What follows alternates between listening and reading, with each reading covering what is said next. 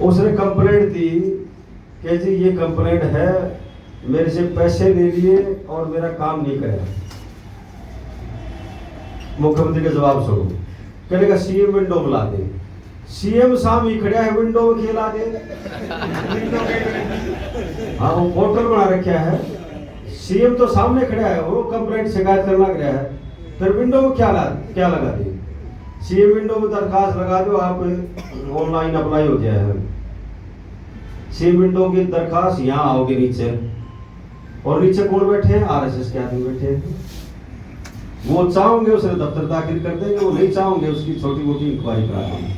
कोई सुनवाई नहीं है आम आदमी, दुखी और परेशान है लोग। इस सरकार की गलत नीतियों की वजह से 5 लाख से ज्यादा बुजुर्गों की पेंशन कट गई, 9 लाख से ज्यादा गरीब लोगों के पीड़े कार्ड काट दिए, रोजगार है नहीं, 2 लाख से ज्यादा वैकेंसी खाली है हरियाणा में।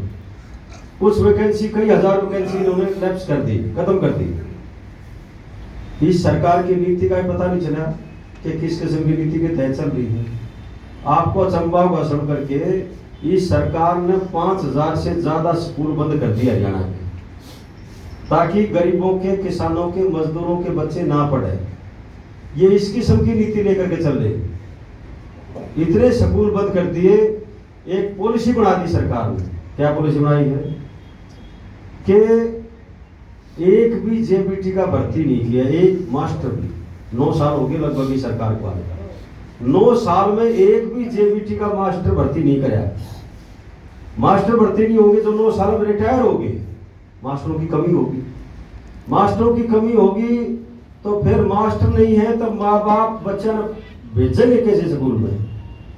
कई स्कूल तो ऐसे हैं जिसमें 2-2, 4-4 मास्टर रहेंगे कुल, फिर बच्चा पढ़ाओगे कैसे? मजबूरी में माँ बाप ने अपने बच्चों को वहां से निकाल करके सरकारी स्कूल से प्राइवेट स्कूलों में भेजना शुरू कर दिया। प्राइवेट स्कूल में भेजना कर दिया, वहाँ स्ट्रेंथ कम होगी, सरकार ने बहाना मिल गया, स्ट्रेंथ कम होगी, स्कूल बंद कर दी। जो 10-10, 5-5 स्टूडेंट थे, पास के गांव के स्कूलों में उनका एडमिशन करा दिया। यानी इस हालत में अगर शिक्षा के क्षेत्र में सरकार की ये तो सोच है, तो फिर आप ये सोच करके चलो। मैं छोटा सा उदाहरण आपको देना चाहूँगा कि जब सेकेंड वर्ल्ड वार हुआ, दूसरा विश्व युद्ध हुआ, दुनिया का जो सबसे बड़ा विश्व युद्ध था, जिसमें हिरोशिमा नागासाकी पर बम गिराए गए थे, लगभग 3.5 लाख लोग मारे गए थे दोनों शहरों में, परमाणु बम पड़े थे। उस युद्ध के दौरान वो युद्ध अच्छा लंबा चला था। आखिर में अमेरिका ने बम गिराने पड़े थे जब जापान ने, जर्मनी ने हाथ उठा दिए।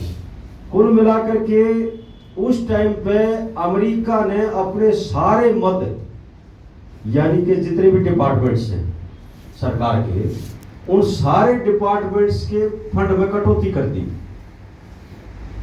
सारे डिपार्टमेंट्स के जितने फंड होते हैं उसमें कटौती कर दी, शिक्षा को छोड़कर, एजुकेशन को छोड़ करके।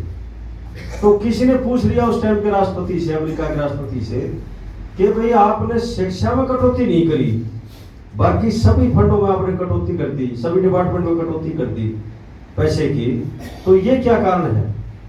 तो अमेरिका के राष्ट्रपति ने, उस टाइम के राष्ट्रपति ने ये कहा था कि अगर हम शिक्षा में कटौती करेंगे तो हमारी ये पीढ़ी, हमारी ये एक पीढ़ी ये अनपढ़ रह जाएगी, जिसका खामियाजा अमेरिका को कई 100 साल तक भुगतना पड़ेगा। इसलिए हम शिक्षा में कटौती नहीं करेंगे, और शिक्षा में कटौती नहीं की थी। आज की सरकार शिक्षा में कटौती कर रही है। आज की सरकार नहीं चाहती कि गरीबों के, किसानों के, मजदूरों के बच्चे पढ़ें, और बच्चे नहीं पढ़ेंगे, अनपढ़ रहेंगे तो वो अपनी आवाज नहीं उठा सकते।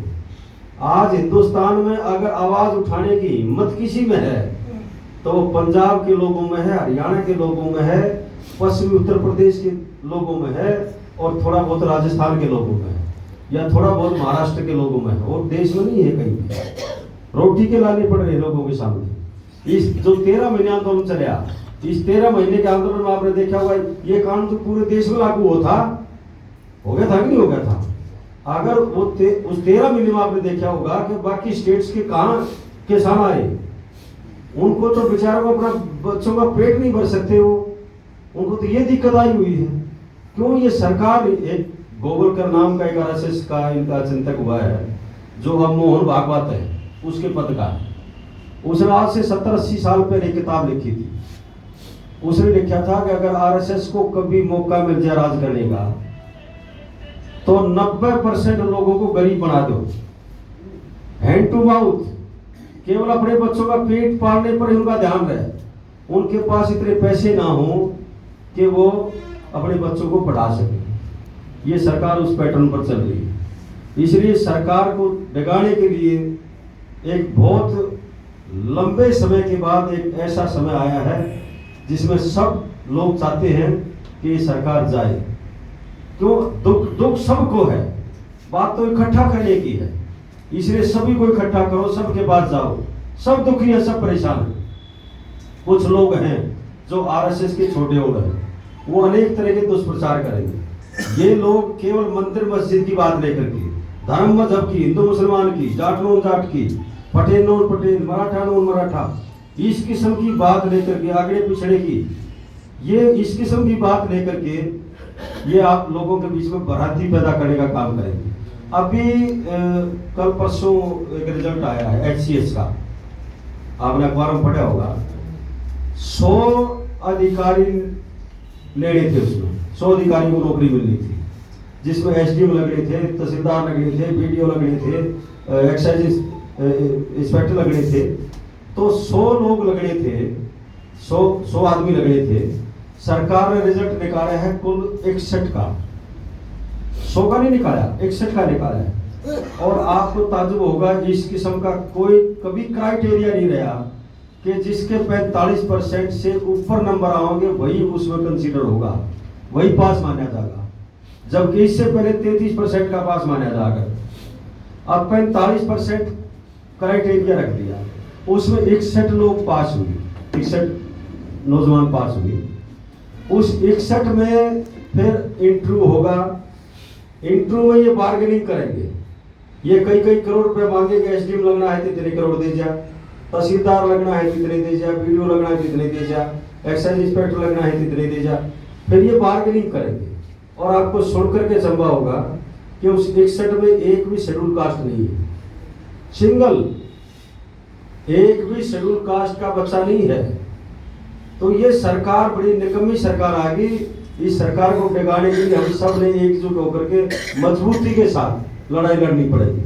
मैं आपसे, जैसे भाई पप्पू प्रधान जी जिक्र किया था, महेंद्र पाल दलाल ने किया था, कि भाई आप ये ना सोचो कि नफे सिंह कहेगा, आप सब नफे सिंह बन करके काम करो, सब चौधरी अभय सिंह चौटाला बन करके काम करो। चौधरी अभय सिंह चौटाला जी ने जो मेहनत की है, जो पूरे हरियाणा में घूमे हैं, जिनके दोनों पैरों के नाखून उखड़ गए, लेकिन वो बंदा फिर भी नहीं रेस्ट नहीं किया। उसने, डॉक्टरों ने कहा कि 10 दिन का रेस्ट करोगे, बोले अब 10 दिन का नहीं होगा। 4 दिन के बाद फिर चल पड़े, फिर खूनम खून हो गए पैर, कई महीने में पैर ठीक हुए, लेकिन चलने से उन्होंने परहेज नहीं किया।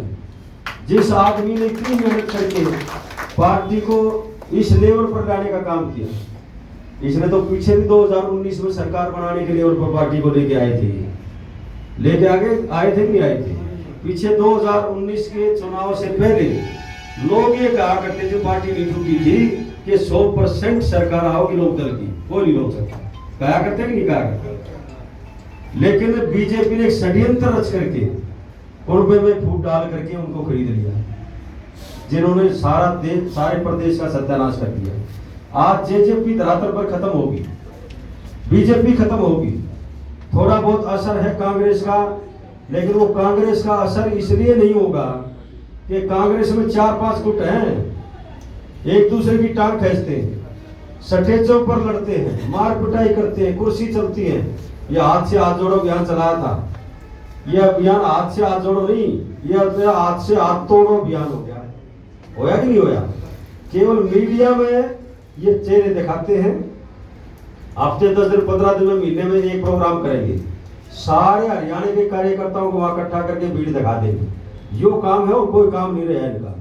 इसलिए सभी से निवेदन करूंगा कि भाई आप ज्यादा से ज्यादा लोगों से संपर्क स्थापित करो।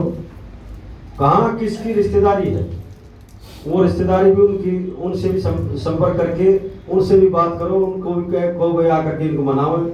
कहीं मेरी जरूरत समझो आप कि भाई आपने वहां जरूर चलना है तो मैं समय निकाल करके जरूर चलूंगा। अब इलेक्शन ईयर आ गया, ये इलेक्शन मूड में हो गया, इलेक्शन ईयर आ गया। मुझे क्योंकि जो जिम्मेदारी चौधरी ओम प्रकाश चौटाला जी ने, चौधरी अभय चौटाला जी ने दी है, मैं उनका आभार प्रकट करता हूँ और उनका बहुत बहुत धन्यवाद करता हूँ कि बादलगढ़ के किसी व्यक्ति को पहली दफा हरियाणा का प्रदेश अध्यक्ष बनाने का काम किया, वो भी 2 बार।